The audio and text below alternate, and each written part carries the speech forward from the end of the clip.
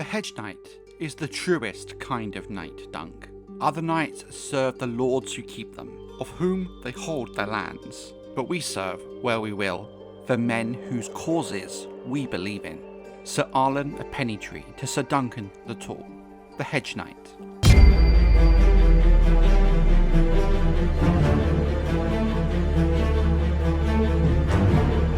A Hedge Knight is a wandering knight whom is not sworn to any other knight, lord or house. These knights travel the length and breadth of the Seven Kingdoms, looking for forms of gainful employment, or lords who might take them into their service. Hedge Knights take their name from the hard truth of their lives. What little they possess lies in their arms and horses, and thus, more often than not, they sleep beneath the open sky, sometimes no better sheltered than under a roadside hedge. Occasionally, they may sleep in a stable or an inn, with a cooked meal and a straw bed. Unlike landed knights, they hold no keeps or fields of their own, and must instead wander in search of service. Statistically, very few hedge knights rise to become landed knights in their own right. Tourneys offer both coin and opportunity. There they may prove their skill, win prizes, and perhaps catch the eye of a lord in need of a capable sword. But for the poorest and young hedge knights, this involves great risk, not just of injury, but financial ruin as well. A loss in the list, for example, means that you forfeit your arms and horse to the victor and need to ransom them back. Some hedge knights simply will not have the gold required to do this. Many attach themselves to armies of great lords or kings, hoping that steady service might bring them fortune or renown. They are, more often than not, young men, still striving to carve out a place in the world. But there are old hedge knights, often more rare to see. Yet, for all their aspirations to the ideals of knighthood, hedge knights are widely regarded with suspicion and distrust. The name itself is seldom spoken with any form of respect, carrying a faint note of scorn and mockery, even by members of the small folk. Some are dismissed as little more than up-jumped sellswords, and not wholly without cause. There are those among them who turn their skills to darker deeds, forsaking honour for profit, and descending into banditry as so-called robber knights. But some hedge knights do rise high. Several have become members of the Kingsguard, a select few even becoming Lord Commander.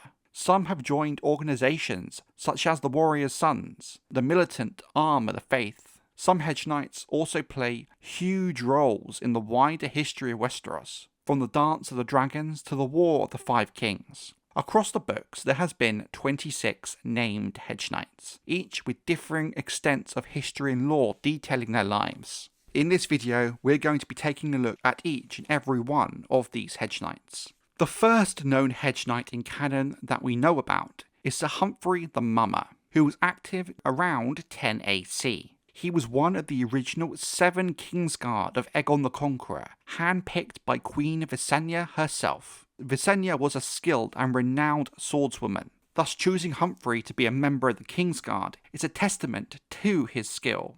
We're not sure how he came by the name the Mummer. However, given a mummer is an actor or performer, it could mean his style of fighting was theatrical or flamboyant, and gives us an insight into the kind of man he could have been. During the Faith militant uprising during the later reign of King Aenys Targaryen, and the early reign of Maegor the Cruel, between 141 and 48 AC, many of those who made up the Poorfellows and Warriors' Sons, the militant arm of the faith, were hedge knights, most notably Sir Horace Hill, who led the Poorfellows from the Westerlands. In 42 AC, Horace was defeated by the royal army in the battle at the Great Fork, but managed to escape. His reputation tarnished, however, and new leaders emerged among the Poorfellows, men such as Septim Moon, Ragged Silas, and Dennis the Lame. In 45 AC, Sir Horace led 300 Poorfellows in an effort to prevent the burning of Jane Poor. King Maegor had anticipated this, however, and had his men ready for an attack. Horace died in the ensuing ambush. After the warriors' sons were outlawed, Sir Joffrey Doggett had some of them disguised themselves as hedge knights as they hunted traitors to the faith. While not counted as a hedge knight, only acting as one, Sir Joffrey did go on to become a famed Kingsguard knight, joining the Kingsguard of Jaehaerys Targaryen after Maegor had been deposed. He would be a loyal Kingsguard to Jaehaerys till his death in 59 AC, during the Shivers.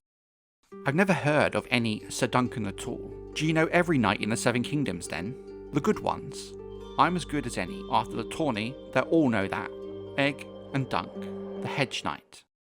During the A Knight of the Seven Kingdoms novellas, detailing the adventures of Ser Duncan the Tall and his squire Egg, we are of course, given the nature of the story, introduced to several hedge knights. There is of course Duncan the Tall. His personal arms were a green shooting star above an elm tree on a sunset. Duncan was an inch shy of 7 feet tall. He had thick, shaggy hair, which was sun-streaked in the summer. After the events at Standfast in 211 AC, he had a dagger scar on his cheek. Dunk was strong and quick, and was taught jousting and swordplay. He was better with a sword than a lance, and even better with an axe or a mace, given they suit his strength. Born in the slums of Flea Bottom, he was taken on as the squire of Sir Arlan the Pennytree, a hedge knight himself. Duncan would gain renown for his trial of 7 at Ashford Meadow in 209 AC, going on to become a respected knight, playing a key role in the 2nd, 3rd and 4th Blackfyre Rebellions, eventually joining the Kingsguard and rising to become the Lord Commander. This lowly hedge knight proves that just because you are one, doesn't mean you can't rise high in the world through noble actions. He was rightly remembered as one of the greatest knights to have ever lived.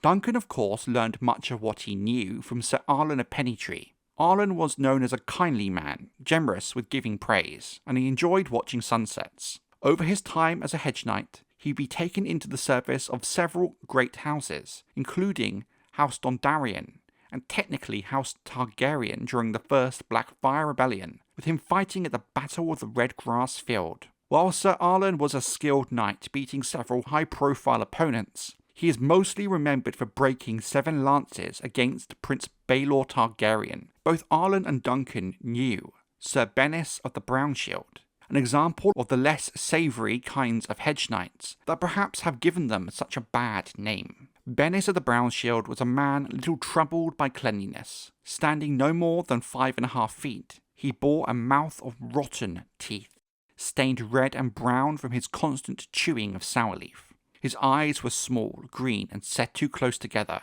giving him a mean and watchful look. Ill-tempered and sharp-tongued, Bennis was as unpleasant in manner as in his appearance. His speech was coarse, his laughter, harsh and grating, was likened to a braying of a mule and the clucking of chickens. His garb matched the man: brown breeches, a rough-spun tunic, and a worn horse-hide boots. Over rusted mail he wore a faded brown surcoat, and his sword belt was no more than the length of boiled leather cord. He did carry a longsword, and bore a tall kite shield of dark unpainted wood, bound with iron. His mount, a shaggy grey Garen, fared no better than his master, for Sir Bennis was treated the beast poorly. He first crossed paths with Sir Arlan of Pennytree and Dunk when a Dornish merchant hired a band of hedge knights to escort him from Lannisport to the Prince's Pass. During the journey, Bennis showed a particular cruelty towards young Dunk, pinching and mocking him at every turn. When one of the company later vanished, whispers spread that Bennis had slain the man after a quarrel. By 211 AC, Bennis had entered the service of Sir Eustace Osgrave at Standfast alongside Sir Duncan. It's an old tale, the Red Dragon and the Black. No sense for us to fight about it now, lad. We're all brothers at the Hedges here. Carl the Cat to Glendon Flowers, the Mystery Knight. Sir Duncan will go on to meet 3 more interesting hedge knights. At the White Walls wedding tourney, Glendon Flowers styled himself as Glendon Ball, a claim others met with scorn. He insisted he was the son of the famed Sir Quinton Ball, nicknamed Fireball, and bore his supposed father's arms, a blazing red and yellow fireball upon a field of black. In truth, Glendon cut a rough figure, short and thick-set, with a broad shoulder and heavy arms. His features were blunt and unrefined, small, close-set eyes, beneath shaggy brown hair with a bulbous nose and a jutting chin, and cheeks marked by pimples. all framed by dark brown hair. His attire spoke of better days. Though made of good cloth, his garments were worn and mismatched. Chief amongst them was a once fine doublet, trimmed with gold lace at the collar and cuffs, bearing the red chevrons and white plates of House Ball across the chest. For armour he had little more than an iron half-helm. Glendon took great pride in his supposed lineage, often boasting of hero's blood in his veins. He was born to a camp follower known as Penny Jane, who claimed Sir Quinton Ball as his father. After the war, Jenny found work in a brothel where Glendon and his sister were raised amongst its women. When Jenny died, the others saw to the children's care. His training came at the hands of an old squire who lived nearby, from whom he learned the rudiments of knighthood. In 211 AC, some months before the White Walls tourney, Glendon was knighted by Sir Morgan Dunstable before a small gathering of witnesses, though it was said the honour came at a price, paid not in coin, but his sister's maidenhead. He also meets Carl the Cat, old hedge knight, said to hail from the misty lowlands that gave him his name. He bore arms of a silver cat upon a red field, though time and hardship had done much to dull whatever pride once lay in such heraldry. Stout of build and past his prime, he was marked by a mane of flamboyant ginger whiskers and beard, as unruly as the life he led. His clothes had once been fine, but now hung in tatters, worn thin by long roads and hard use. His armour, though of good make, showed its age in every dent and scratch, a testament to the battles fought and fortunes lost. Yet for all that, Carl himself remained warm in manner, quick with a laugh, fond of gossip, and given to spinning grand tales of deeds long past. Beneath his easy charm lay a quieter truth. Carl yearned for comforts and ease that had slipped beyond his reach, and was not above bending his honour in hopes of reclaiming them. In earlier days he had served House Caswell as a sworn sword, and claimed to have saved Lord Armand Caswell's life during the first Blackfyre Rebellion. He also liked to recall how he carved a wooden sword for Armand's young son Joffrey, a simple gift fashioned from pine fit for a child's hand, and perhaps one of the few acts of simple kindness untouched by years of decay. Both Glendon Ball and Carl would go on to play key roles during the White Walls wedding tourney, which would come to light as being ostensibly an attempt at a second Blackfyre Rebellion. There was one more hedge knight at the White Walls wedding tourney, whom while took an active part in it, played no role in the attempted rebellion or putting it down. Sir Glantry the Green. He wore his beard dyed green in the Tyroshi fashion, a bold affection matched by his patchwork cloak, sewn from many squares of cloth in differing shades of green. In the lists, he cut a striking figure. He rode a white stallion, its crinnet adorned with green plume to mirror the one on his helm. His armour was finely wrought, with greaves and gorget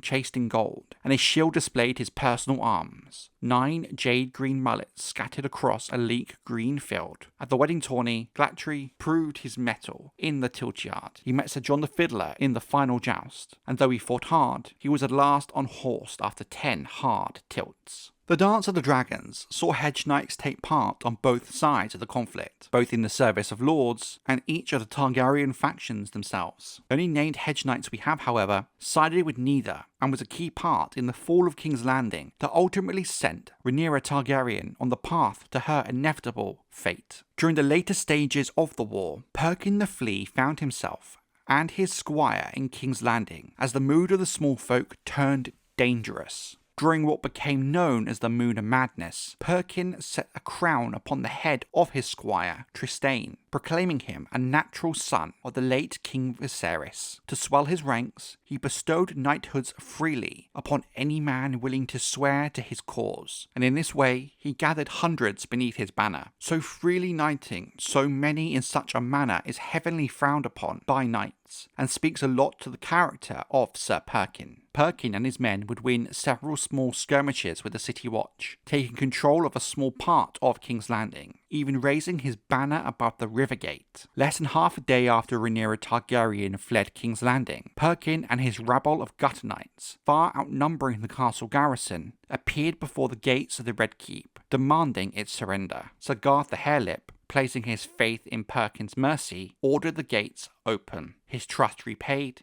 in blood. Perkin had him put to death, along with 20 other knights who had remained loyal to Rhaenyra, among them Harmon of the Reeds. Lady Mysaria was stripped and driven naked through the streets, promised her freedom if she could make her way from the Red Keep to the Gate of the Gods. She did not survive the ordeal, yet Perkin showed restraint where it suited him. He spared Septon Eustace, perhaps wary of earning the wrath of the faith. The dungeons were thrown open and the prisoners released. Grand Maester Orwell, Lord Corlys Velaryon, and Queen Alicent Hightower among them, all present when Trystane was raised up and seated upon the Iron Throne. Perkin's men also discovered Sir Tylan Lannister, the once Master of Coin, left badly mutilated but still alive. Larys Strong the Clubfoot soon emerged from hiding and was warmly received, taking his place beside the new-made king, who now styled himself Trystane Truefire. While Trystane busied himself issuing decrees and dividing the royal treasury among his followers, Perkin set about securing the city. He gathered what remained of the Gold Cloaks to his cause by seizing control of the Dragon Gate, the King's Gate, and the Lion Gate. By his efforts, 4 of the city's 7 gates and more than half of the towers along its walls fell into his control. After Boros Baratheon and King Aegon II eventually retake the city, Sir Perkin and his gutter knights join Lord Boros in the hunt for the Shepherd.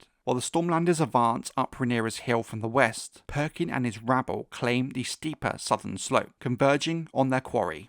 In the days that followed, Perkin was entrusted with command of the City Watch, charged with enforcing a curfew proclaimed by Queen Alicent. After Lord Boros and his host were broken at the Battle of the King's Road, Perkin turned against the king he had served, lending his hand to the conspiracy to rid the realm of Aegon. During the Hour of the Wolf, Perkin was seized at the command of Lord Cregan Stark, Hand of the King, accused of playing a part in the murder of King Aegon II, and cast into the dungeons. When time came for judgment, Cregan set aside all the pardons that Perkin the Flea had claimed and commanded him to death, not only for the king's killing, but for shifting loyalties, rising against Rhaenyra, crowning Trystane, and abandoning him when it suited his survival. Perkin protested that he had acted at the urging of Larys Strong the Clubfoot, but the plea found little favour. Lots were drawn among the condemned to decide the order of execution, and Perkin was the first to stand before Lord Stark that morning. Asked if he had any final words, he instead begged to take the black. His plea stirred the others, and many followed his example.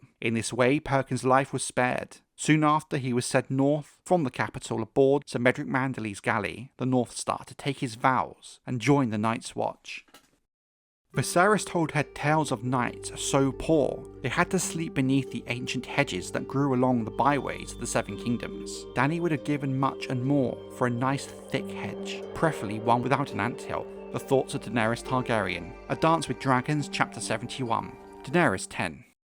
Samgood of Sourhill, known better as Sour Sam, served as a knight of the Kingsguard during the reign of King Jaehaerys I. Before donning the white cloak, he had lived the life of a hedge knight, and was fond of claiming that he had fought in 100 battles. A weary and private man, Samgood would never say for whom he had drawn his sword in those countless fights, holding such matters to no one's concern but his own. By the time he was raised to the Kingsguard in 49 AC, he was already an old and weathered warrior of 63. Age and hardship had left their mark. He was blind in one eye, bald and nearly toothless. His body lean to the point of gauntness, a relic of a long and violent life. Many were shocked when he was risen to the Kingsguard by Jaehaerys, but would prove to be just as loyal to Jaehaerys as the other 6 white cloaks. By 49 AC, the young King Jaehaerys still had 5 places unfilled in the Kingsguard. At the wedding tourney of his mother, Queen Regent Alyssa Velaryon, to Lord Rhaegar Baratheon, it was resolved that the remaining white cloaks would be awarded through trials of arms, as knights from across the realm had gathered for the celebration. Jaehaerys agreed, but with a condition: the contestants would fight on foot rather than in the lists, for a king's enemies would not come for him on horseback. What followed was a brutal series of melees and duels, later named by the maesters as the War for the White Cloaks, as hundreds of knights vied for the honour.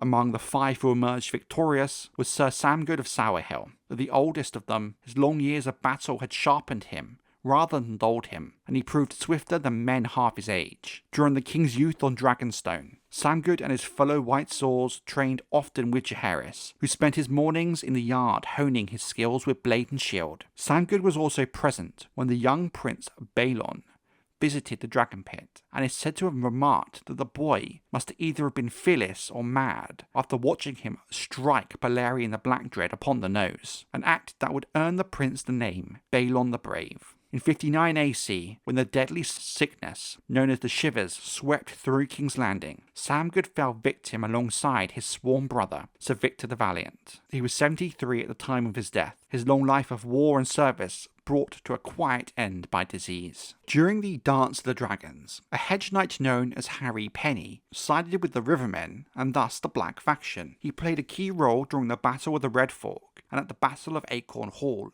in which he is said to have rallied and regrouped the broken Rivermen. 3 days later in another battle, Harry and Sir Adrian Tarbeck, whom at this time was the commander of the Westermen, killed each other in a single combat. We also have Bram of Blackhull, a named hedge knight during the reign of King Maegor the Cruel. Sir Bram was present upon Visenya's Hill when King Maegor faced a challenge from Sir Damon Morrigan, Grand Captain of the Warriors' Sons, who called for a trial of 7. When Maegor asked for champions to stand beside him, Bram had first held his tongue, yet the courage of a humble man-at-arms known as Dick Bean and the urging of Sir Bernard Brune stirred his pride, and he stepped forward to join the King's 7. It was a brutal struggle that followed against the Warriors' Sons. Sir Bram was slain during the fighting. Guile the Cunning was an infamous hedge knight during the early reign of King Jaehaerys. Guile participated in the tourney for the completion of the Dragon Pit in 55 AC. Thus far in the documented history and lore, these are all of the named hedge knights during the Targaryen rule of Westeros. The rest come just prior or after House Baratheon came to power, with most of the named hedge knights we know about being active during the War of the Five Kings. Most seem to be in the service of either the Crown, Stannis Baratheon, Renly Baratheon, or have resorted to banditry. It should be noted while we don't have any named hedge knights fighting for Robb Stark, there likely were hedge knights in his army, given that much of his force was made up of riverlords, whom follow the faith of the Seven, with knighthood thus being more common among these men, with the Northmen following the Old Gods, and typically not following the concept of knighthood, which is closely related to the faith, barring a few exceptions, such as House Manderley, whom originated from the Reach, and thus followed the faith, bringing it and its concept of knighthood with them when they were exiled north. Will you be seeking wings? A mouse with wings would be a silly sight. Perhaps you will try the melee instead. A good melee is all a hedge knight can hope for, unless he stumbles upon a bag of dragons, and that's not likely, is it? Miranda Royce, Shadrich, and Elaine Stone. The Windsor Winter, Elaine 1. During the main books, we meet several hedge knights, some having impactful roles in the story, others only very minor ones. Shadrich the Mad Mouse is an interesting case, because he starts off fighting for Stannis Baratheon, before eventually entering the service of Peter Baelish in the Vale. Shadrich is said to be a wiry, fox-faced man, marked by a sharp nose and bristling orange hair. Though he stands no taller than 5'2", small enough at a glance to be taken for a boy, his face tells a different tale, lined with age about the mouth and set with hard, knowing eyes. A scar beneath his ear adds to his weathered look. He is no tawny knight, preferring to reserve his courage for the battlefield rather than the lists. Confident to the point of arrogance, Shadrich carries himself with an air of confidence with a quick and clever tongue. His shield bears his sigil, a white mouse with red eyes set upon a field of brown and blue. Shadrich fought for Stannis Baratheon at the Battle of the Blackwater, but the defeat left him in dire straits. Taken captive, he was forced to pay a ransom he could scarcely afford, a cost that has ruined him. Reduced to seeking coin where he could, he entered the service of a merchant Highbold as a hired sword. While escorting Highbold's party towards Duskendale, Shadrich fell in with Brienne of Tarth, as well as Sir Creighton Lomborough and Sir Illifer the Penniless. When Brienne claimed to be searching for a lost sister, Shadrich quickly saw through the tale, realising she was in truth hunting Sansa Stark. He spoke openly of the rich reward offered by Varys for the girl's capture, a prize that could restore all he had lost. Shadrich even proposed they share the gold, but Brienne held to her story, and he answered her with a thinly veiled sarcasm. Well aware of the lie, after Brienne parted ways with the group at the Old Stone Bridge, she feared Shadrich might be trailing her. In truth, it was Podrick Payne who followed her path beyond Duskendale. As we see in the Winds of Winter sample chapters, in time Shadrich resurfaces at the Gate of the Moon in the Vale, having taken service as a Hedge Knight under Lord Peter Baelish. There, alongside fellow Hedge Knights, Sir Byron the Beautiful and Sir Morgarth the Merry, he is presented to Elaine Stone, unaware, or perhaps not entirely so, that she was in fact Sansa Stark in disguise. Morgarth is described as being burly, with thick salt and pepper beard.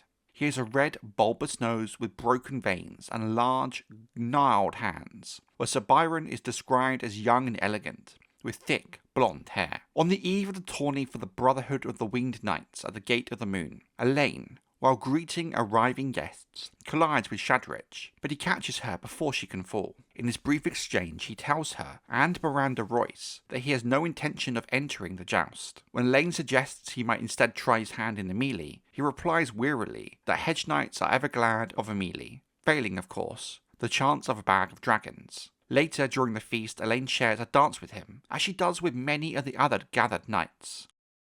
When swords clash, you shall ne'er find Sir Clayton Longborough to the rear. Clayton Longborough to Brienne of Tarth, A Feast for Crows, Chapter 4. Brienne 1. Brienne of Tarth briefly travelled with two self-proclaimed Hedge Knights when she travelled to Duskendale on the search for Sansa Stark, Sir Clayton Longborough and Sir Illifer the Penniless. Sir Clayton is a broad-bellied man, his girth straining against the laces of his worn doeskin jacket. A shaggy beard, the colour of old gold, spreads untamed across his cheeks and chin, and his eyes, weakened by nearsight, often narrowed to squint as he peers at the world. Though no youth, he is still younger than Sir Illifer the Penniless. He bears a shield, marred by deep gouges from battle-axe. In manner, Clayton presents himself the very image of a courteous knight, eager to live up to the ideals of chivalry. A devout follower of the Faith of the Seven, he harbours a quiet mistrust for the North, yet beneath his gallantries lies a fondness for boasting. He claims a skill with either hand and insists that singers celebrate his deeds, though such assertions are met with doubt by those who know him, including Brienne and Shadrich the Mad Mouse. Sir Illifer is described as having a pointed, narrow face and bony fingers. A practical man, he is also a follower of the faith. Illifer wears rusted mail and a hooded, patched, rough-spun mantle. He wields a battered blade and a dagger of ugly, cheap iron. Sir Clayton's arms are a green field with a brown chief, while Sir Illifer's gold with ermine. By his own telling, Sir Clayton wrought great havoc at the Battle of the Blackwater, claiming no fewer than 12 ransoms for his efforts. He boasts of slaying Sir Herbert Bolling, along with 11 formidable knights, and spoke as well of a fierce, memorable duel with the so-called Knight of the Red Chicken. According to Sir Clayton Longborough, Illifer fought nobly in the Battle of the Blackwater as well. However, Brienne of Tarth is sceptical of Clayton's claims. While riding towards Duskendale, Sir Clayton and Sir Illifer encounter Brienne upon the road. Ever eager to play the courteous knight, Clayton offers her a place by their fire and shares their trout with her, insisting on escorting her safely to Duskendale. That night, he drives off 6 armed men who approach their camp, and come morning, as they break their fast, he entertains Brienne with grand tales of his deeds at the Blackwater. The three continue on until they meet the merchant Hilbold, his servants, and the Hedge Knight Shadrich the Mad Mouse, all bound the same destination. Clayton suggests they join forces, reasoning that 3 swords are better than 1, and Hilbold agrees. By nightfall, the company reaches Old Stone Bridge, where Clayton finds himself in an awkward position, owing 7 silver stags to the innkeeper. Lacking coin, he and Illifer are spared embarrassment only when Brienne pays for their lodgings and buys them a goat to eat. Later, when the inn has grown quiet and the others sleep, Brienne gathers her things and slips away alone to Duskendale, offering only a silent apology to the Hedge Knights she leaves behind. Suggs was an up-jumped Hedge Knight, as cruel as he was strong. The Thoughts of Jon Snow. A Dance with Dragons, Chapter 17. Jon 4.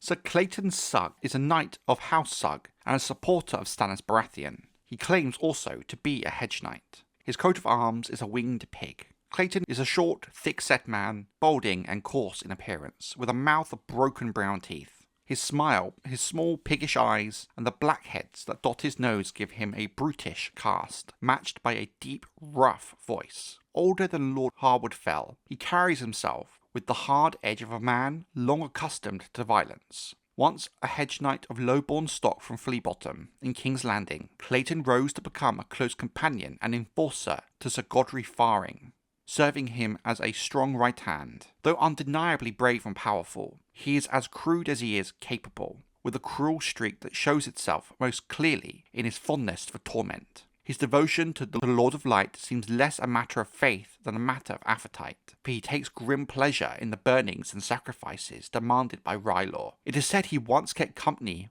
with the torturers of Dragonstone, even lending a hand in the questioning of prisoners, especially young women.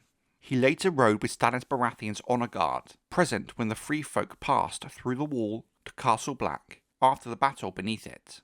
At councils, Clayton proves loud in his judgments, branding northern houses such as the Hornwoods, Kerwins, Tallhearts, Risewells and Dustins as traitors in service to the Lannisters. During one such meeting with Jon Snow, he mutters some jest to Harwood Fell that drew laughter that in nature went unspoken. As Stannis' army struggles through the snow and storm on the march towards Winterfell, Clayton joined Sir Godfrey in urging that a sacrifice must be made to appease their god and break the blizzard, though the king refuses. His reputation for brutality inspires fear in others, not least Asha Greyjoy, who believes her king's blood might make her a target for the flames. When men of House Peasbury were caught resorting to cannibalism, they were condemned to burn. One of them, seeking a quicker death, provoked Clayton with insults, calling him a bleeding bastard.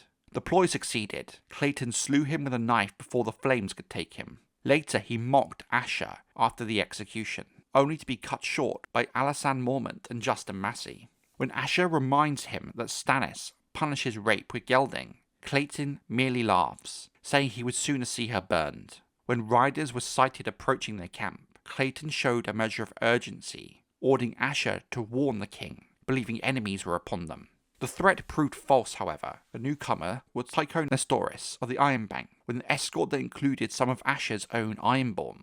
Clayton is present when Sir Godfrey Faring and Sir Richard Horpe, when Stannis questions Maester Tybalt about where his loyalties truly lie. At the king's command, Clayton looms over the Maester, lending weight to the interrogation with open threats of violence, pressing him to speak plainly. True to his nature, Clayton later urges that Theon Greyjoy be given to the flames, eager to see him burn in the name of R'hllor. Who's the boy in the checkered blue surcoat, with 3 eyes on his shield? Some hedge knight. Tallard, he names himself. Why? He's the best of them. But watch him. He falls into a rhythm, delivering the same strokes in the same order each time he attacks. That will be the death of him the day he faces me, Bronn, and Tyrion Lannister. A Clash of Kings, Chapter 17. Tyrion 4. Tallard, called Tallard the Tall, is a hedge knight of common birth. His personal coat of arms is checkered blue and white, with 3 golden eyes on a black fess. Big and strapping, the handsome Tallard is considered a promising young knight. Queen Cersei Lannister considers him an oaf. Tallard swore his sword to King Joffrey and was often seen in the training yard of the Red Keep, where Tyrion Lannister and Bronn once watched him at practice. After the Battle of the Blackwater, he was glimpsed beating one of the Redwyne twins in the yard, and later danced with Sansa Stark at the feast celebrating her marriage to Tyrion. At one point, Tyrion even considers wedding his lover Shae, then disguised as a serving girl, to Tallard, hoping to shield her from Queen Cersei's suspicions. Tallard remains a familiar presence at court, dancing with Megha Tyrell at the wedding feast of Margaery and King Tommen. Cersei, during her regency, even briefly considers appointing him Master-at-Arms at the Red Keep. Tallard's attention seemed drawn towards the Tyrell cousins, Elinor and Alla. By then, a household knight, he accompanied Margaery Tyrell and Tommen on a trip to the Kingswood, where he demonstrates staff fighting, and was later seen escorting Alla upon their return to the city.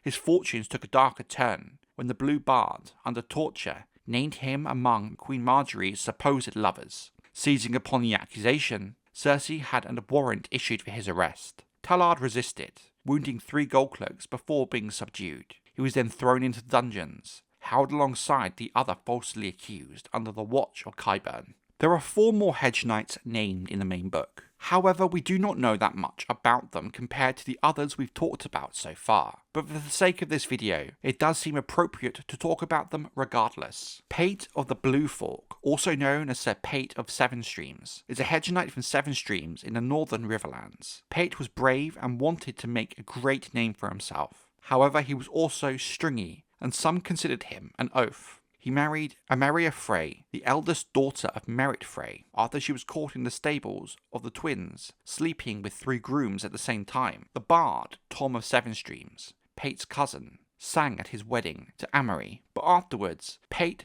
did not want to pay for his singing. Amory Frey is widowed when Pate is killed by the Mountain during the War of the Five Kings. Lord Walder Frey tells Robb Stark they had her wed to Pate, though the match ended in tragedy when Pate was slain by Gregor Clegane during the War of the Five Kings. On Jaime Lannister's visit to Castle Darry, Lady Amory herself recalls that Pate had once sworn to kill Gregor Clegane, back when House Frey still stood in support of Robb Stark. Lomir the Belly is a huge knight in the service of Lord Leo Lefford. Podrick Payne tells Brienne that he once served his cousin, Sir Cedric Payne, after Cedric's death during the War of the Five Kings. Podrick then entered the service of Lomir, who was attached to Lord Lefford's command and assigned to guard the baggage train. Lomir was later discovered to have stolen a ham and was hanged as a common thief. Sir Kevin Lannister then took Podrick into his care. Because his family name carried some weight, Podrick was spared Lomir's fate, and instead was sent to serve Tyrion Lannister as his squire. Dermot of the Rainwood is said to have been a famed hedge knight from the Rainwood in the Stormlands. Sir Dermot fought for King Stannis during the Battle of the Blackwater, but was taken captive in the aftermath. He later bent the knee to King Joffrey, securing his survival by changing allegiances. He was later seen at court in King's Landing, where Sir Jaime Lannister observed him training at the Quintain in the castle yard, while practicing alongside other knights. The young king, Tommen Baratheon, once asked to take a turn himself. Dermot also rode in Jaime's company to Riverrun, where he had been appointed to carry Tommen's banner. At a feast at Darry, Dermot spoke of his earlier days as a hedge knight in the Stormlands, sharing tales of wandering service and minor wars. Later he was given command of the search north of the Red Fork, after the escape of Sir Brendan Tully from Riverrun.